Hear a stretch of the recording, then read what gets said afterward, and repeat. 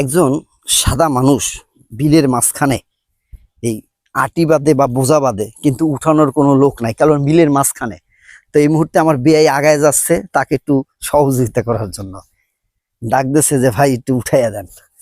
ওই যে দেখেন, দেখছেন, ওই যে দেখেন। কি ধানের ছবি তুলতে আসেনি? আসসালামু আলাইকুম। কি ধান কাটলেন?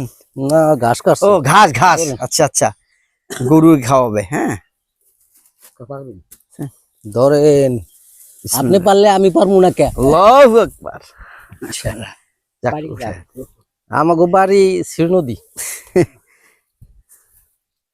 যান। মেহমান না? হ্যাঁ হ্যাঁ হ্যাঁ, আমরা ওই বাড়ির মেহমান। হ্যাঁ, এই যে দেখছেন, উজ্জ্বল আমার বোনইয়া, উজ্জ্বল আমার বোনইয়া। এই যে দেখছেন, হুম, এই যে, এই দেখেন, এই হ্যাঁ হ্যাঁ। বিশাল বড় বিলের মাঝখানে, কিন্তু লোকজন নাই, মানে ঘাস কাটছে কিন্তু উঠাইয়া দেওয়ার মাথায় বোঝা লোক নাই।